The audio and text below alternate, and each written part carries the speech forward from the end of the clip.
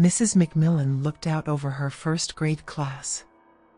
All 21 of them were busily practicing writing their names. One of them, little Sally McGillicuddy, lifted her head and caught her teacher's gaze. She smiled her crooked little grin at Mrs. McMillan, and the teacher smiled back. Bobby, Joe, Tom and Sam began giggling because one of them had farted. Mrs. McMillan went over to their table and told them quietly to behave themselves and be quiet. But, Bobby farted, Sam said, starting to giggle again. His statement made the entire class begin giggling, and the teacher sighed. "Okay, class," she said. "I will take care of this problem." She walked over to her desk and removed some air freshener from a drawer. She walked around the room, spraying. When she got to the original table, she sprayed around each of the boys' chairs. When the day was done and the kids were gone, Mrs. McMillan straightened up the room and wiped down the tables. She sat and worked on her lessons for tomorrow. She made sure that her copies were run and that her craft project pieces were ready. She gathered her purse, jacket, and car keys and headed home for the night. The next morning, she once again gazed out over her 21 little sweethearts sitting around the room. Brett was a nose picker and was rooting for gold at the moment. Sam was straining to fart and had his face so scrunched up that his eyes were squeezed shut. Lily was a little snob and was trying to show her new purse to the other girls at her table. Sam's twin sister, Samantha, sat at the same table as Lily and Daisy. Suddenly, she grabbed Lily's purse and threw it to DJ, who sat at a table with Steve and Peter. DJ grabbed the purse and tossed it to Sam. Sam wasn't watching and got hit in the head with it, affording Mrs. McMillan the opportunity to grab hold of it and place it on her desk. Lily was squealing the entire time that this was going on. Finally, the teacher had had enough and told her so. When everyone was calmed down, Mrs. McMillan told Lily that she could have the purse back at the end of the day. At lunch that day, Mrs. McMillan made certain that she sat near Stanley, Roger, and Lucy. They were the biggest talkers and never finished their lunches if she didn't sit right next to them. She looked up and down the lunch table at her charges. They were all talking, but they were also eating, so that was okay. Mary, who was sitting next to Roger, suddenly spoke up. "Gross, Mrs. McMillan, what are you eating for lunch?" she exclaimed. "Liver," she stated plainly. The whole class groaned in unison. After lunch, she took the class outside to play for recess. They ran and screamed and climbed and jumped. They swung and slid and went around on the merry-go-round. When the 15 allotted minutes were up, she sighed and blew the whistle. She always hated them coming in from recess. They were always hyper and smelled like little wet dogs. They stopped at the bathrooms and water fountain. Of course, she had to monitor them in the bathrooms and count them off at the water fountains. If she didn't, they would have played around there all afternoon. When bathroom break was over, they headed to the classroom, where they did indeed smell like wet dogs. Mrs. McMillan completed the afternoon lessons with her class. They didn't get to the craft projects that day, but it was fine. There would be time. She once more straightened and prepared, then headed home. She walked into her lovely little living room and hung up her jacket and purse. She headed to her neat yellow kitchen and made dinner. She set out 2 plates, one for her and one for her husband, Charlie. As they ate, she told Charlie all about her day, and he never interrupted once. He was such a devoted husband. After dinner, she watched a movie with him, and then went to bed. The next day found all pretty much the same, except that today Lily was bragging about her new dress to Serena and Sarah. Janet walked up, and Lily immediately held her nose and told Janet to go away. Mrs. McMillan stepped in and de-escalated the situation, although she couldn't really blame Lily. Janet always smelled of urine. The reading lesson was uneventful. Math, however, was a different story. They were playing math relay, where the teacher gave a problem and 2 students, one on each team, went up to solve it. Unfortunately, Daisy and Chloe were competing against one another. Daisy was fairly weak in math, and Chloe was the total opposite. Naturally, Chloe finished first and correctly. Daisy began crying, and when the class laughed, she wet herself. This made them laugh even more. Mrs. McMillan groaned. After lunch, recess, and bathrooms, they returned to their classroom for science and social studies. The science lesson was pretty simple and direct.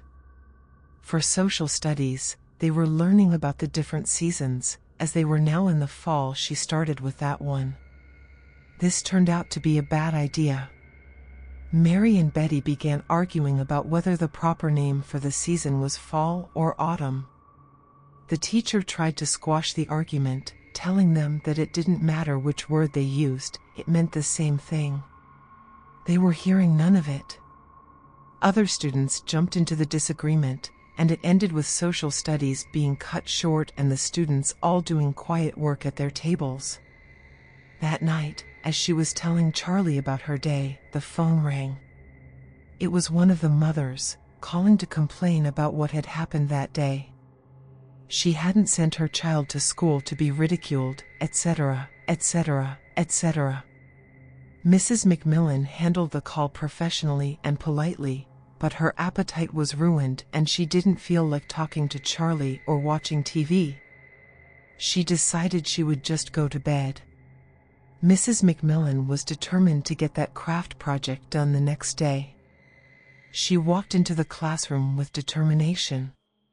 The class could tell that something was different. She started the day telling them that she would have none of the foolishness that had gone on yesterday. She explained that they would be completing a craft project that afternoon and that everyone would have to be on their best behavior. That afternoon, when it was time for social studies, everyone was excited. Mrs. McMillan spread newspapers on all of the tables. She placed paintbrushes and scissors on the tables. She brought out leaf cutouts on white construction paper and had the children start cutting. While they were doing that, she brought out orange, red, and brown paint. She said that she would be calling the children behind a screen to conduct a special test while they were working on their projects. She sat at the edge of the screen and called each child back, one at a time. Occasionally, she would refill the red paint cups. The children wondered why the paint was warm, but didn't ask. Later that afternoon, she hung the leaves all around the room to dry. She hung the subtle oranges, the dark browns, and the red ones, the blood red ones. As she was finishing up, the speaker came on in her room. The principal said that none of her class had gotten home and wanted to know where they were. She grinned. Her response gave the principal a chill. "They won't be going home," she chuckled. "Oh, and someone may want to check on my husband, Charlie. I've been eating on him all week, but I think he is starting to go bad."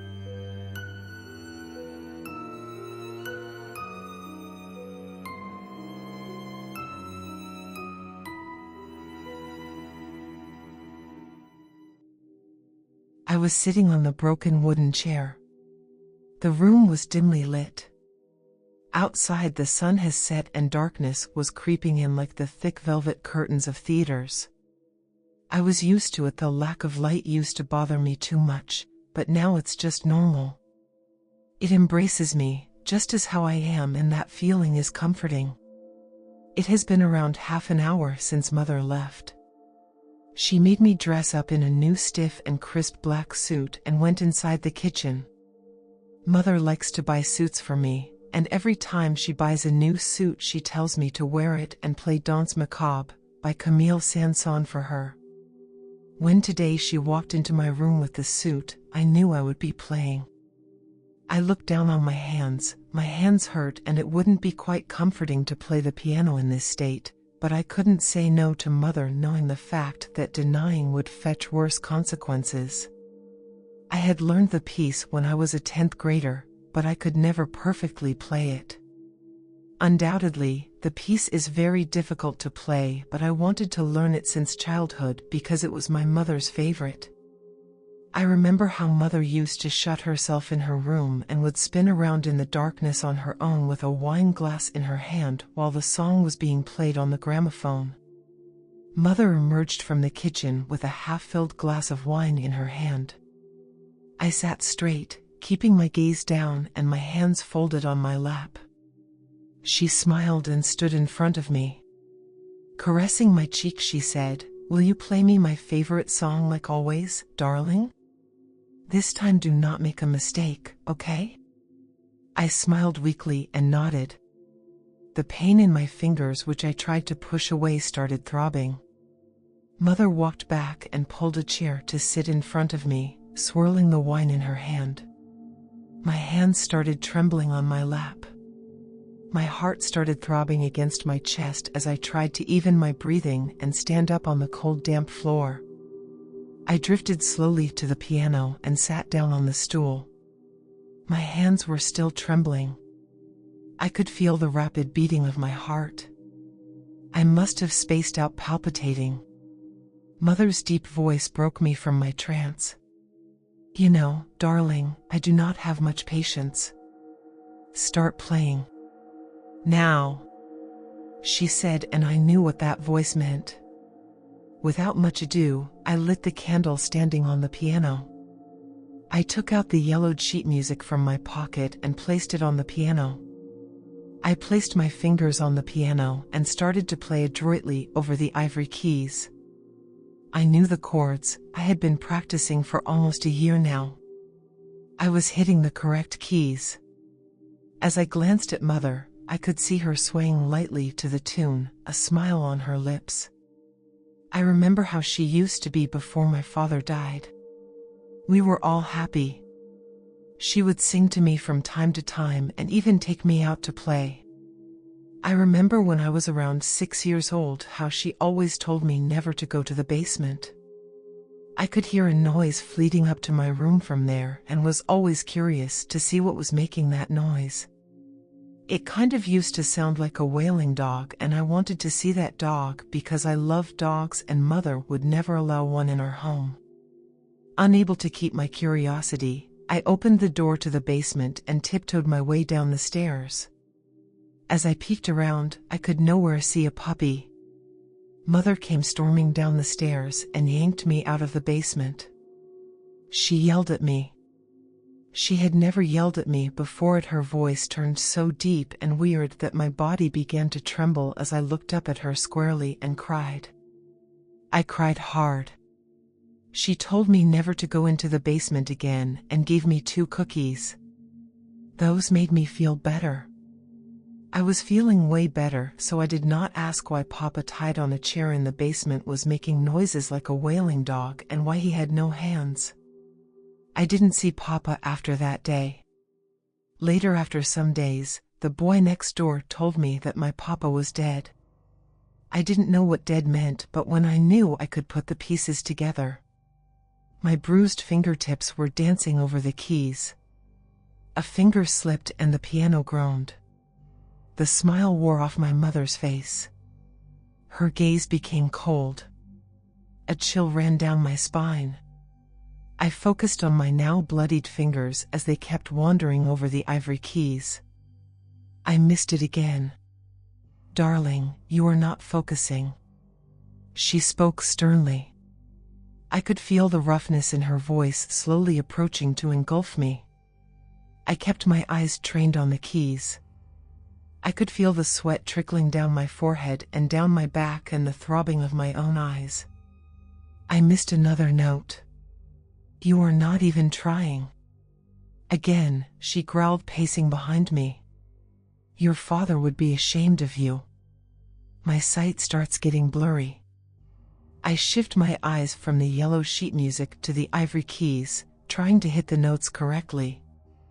I skipped another note. Faster. Again she was roaring now as she banged the table beside the piano. I lost my ability to think. My mind was in disarray.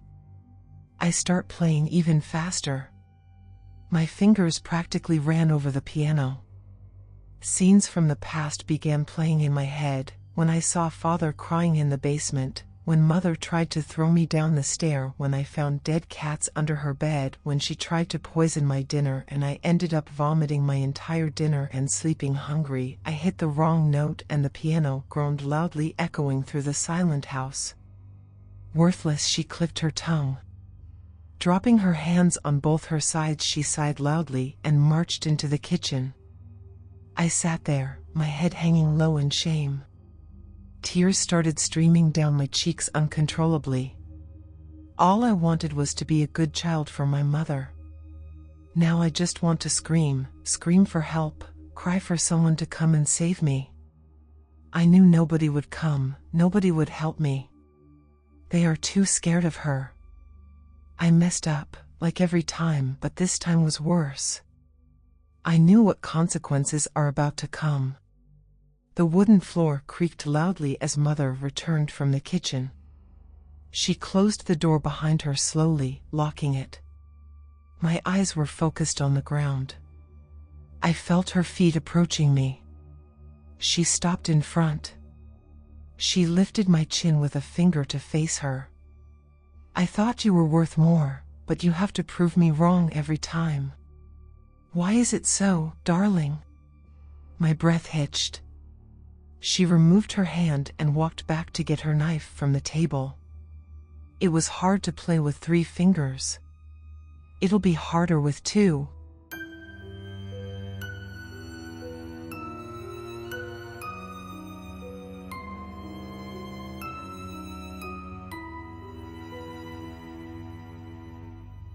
Sometimes when you've sat still, steeped in moment after moment of ringing silence, you can hear the broken screaming of fragments of themselves people have left behind. It's quite unexpected, and they never seem to look how you would imagine, considering whom they've fallen from. Fragments don't always match their homes. I've learned that from a young and fragile age, the first and last time I spoke to one by mistake. I learned even better that it was best to pretend they didn't exist at all if it could be helped, since their sorrow easily became yours. After all, they were an entity created of the fluidity of human whims. Sometimes it's hard to tell them apart from the true living when they look almost real, but that's only in the cases that people have truly abandoned who they were and became something else entirely. My heart trembled to think about what had become of them. Had they never realized they were no longer the person they saw in the mirror? Would they wake up one day and peer at their reflection? Taking in their chosen style, pose and notice their figure, find where their eyes should be and wonder when that look became so empty? Did life still feel like it was something alive?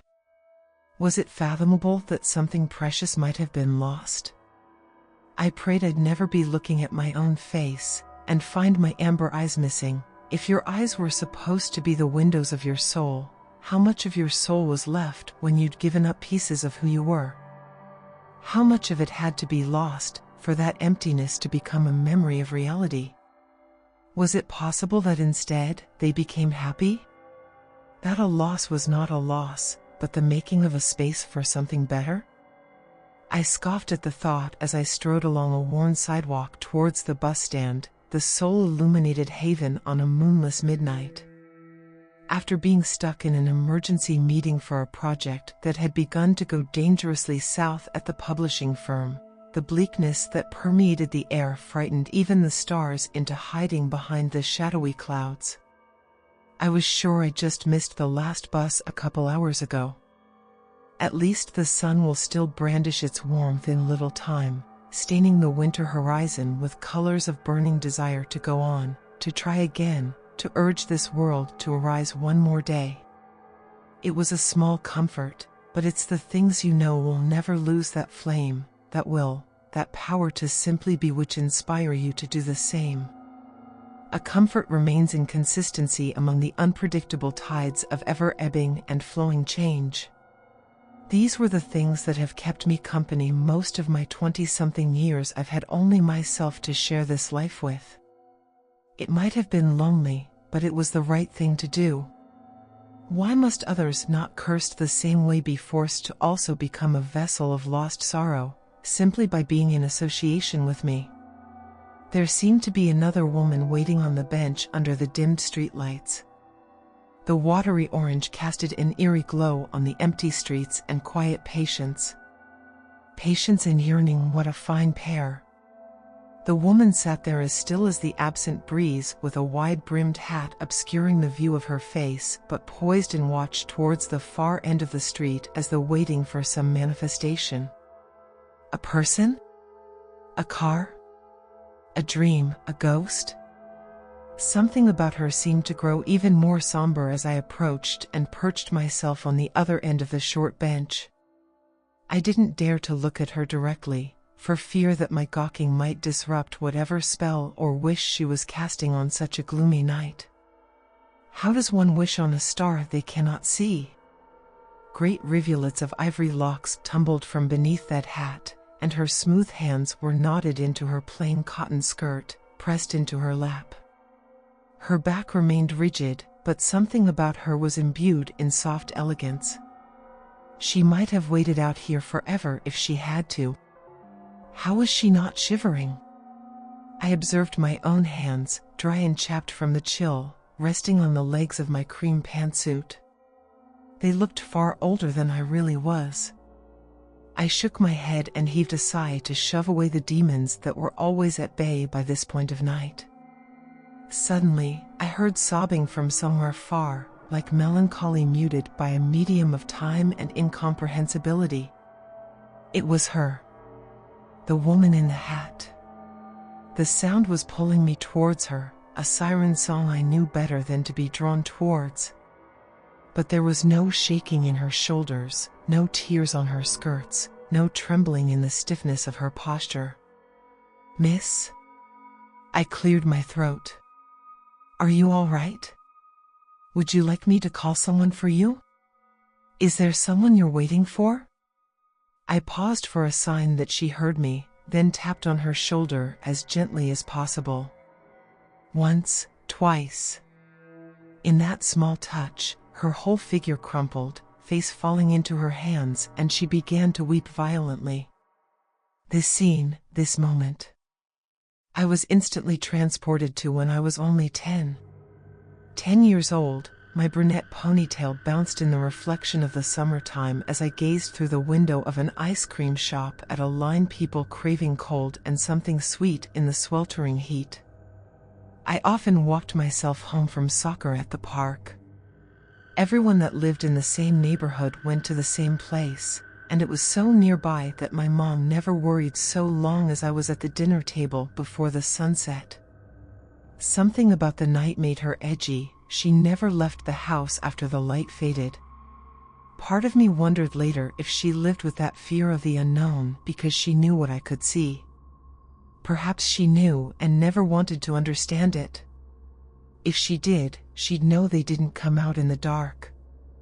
They belonged in the daylight, since it was the only thing that could fill that emptiness left behind from missing most of yourself. I smiled to myself, the twinkle of a child's desire for nothing more than moments like that sparkling against the sunlight shooting back from the flashing metal of massive refrigerators and glinting off the ice cream scooper that dipped again and again into the vanilla cream. Forcing myself to peel my eyes away, I noticed a woman that stood some feet behind me watching me in amusement. Where had I seen her before? At the school? Was she someone's mother? She looked so much like a distant aunt I thought I once knew from a family album.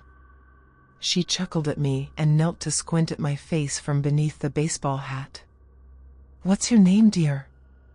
she asked. Her bare arms were tanned and strong in the sundress she wore, stamped with a variety of spring flowers. Silky ebony hair glistened in that sunlight as it slipped from her shoulder. Odesa, I replied hesitantly. Oh my, what a name. It's full of fate, you see. I shook my head, unsure of what she meant. You don't know the old meaning of it, do you? I shook my head again, vehemently, the impatience that came with that age peeking at her. It's a little bit sad. You'll be rather lonely all grown up. Odesa means alone, but you're a little bit special too, I can tell. You can see me quite well, can't you? Dread began to seep through my hands with the nervous sweat. That's right, I'm a fragment. I'm your neighbor's fragment, nice lady, isn't she? She doesn't seem very happy lately, isn't it? Why are you talking to me? I strangled out. I'd never spoken to one before. They never seemed so real before. It occurred to me then. I never saw her reflection in the window. There was the sun, the shoes walking by, the shopping bags, and the sunglasses, but no spring flower sundress. Well, darling, I'd always liked you. It's a shame that your nice neighbor lady decided she didn't want me anymore. You see, I have a special gift of my own. I can tell the future sometimes. She beamed at me, but something in the way her teeth were perfectly square seemed off. The perfection wasn't perfect. Something was wrong. Your mama named you Odesa because it means to be unique. It means timekeeper. That's what it means when you can see us, she giggled charmingly and brushed off a smudge of dirt from my ruddy cheek. You're fated to pay a steep price for a debt that was never yours. I can't really tell you much more than that, but I'm sure you're going to get a pretty picture of what needs to happen when it's time, she said. Ebony.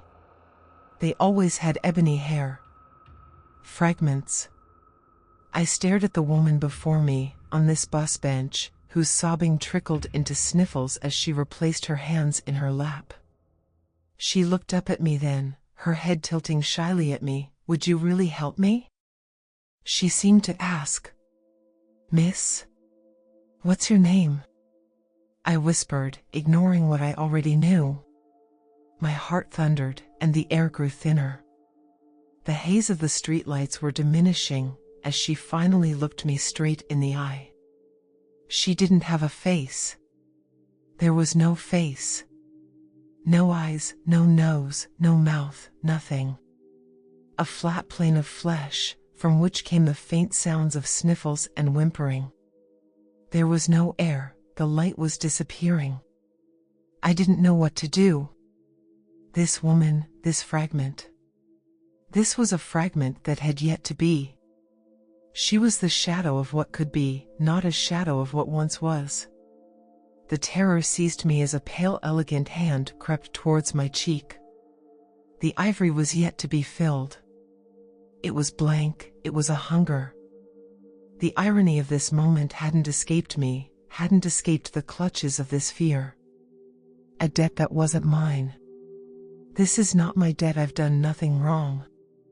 Her hair grew into shadow, the ivory disappearing, the endless obsidian pulling me in.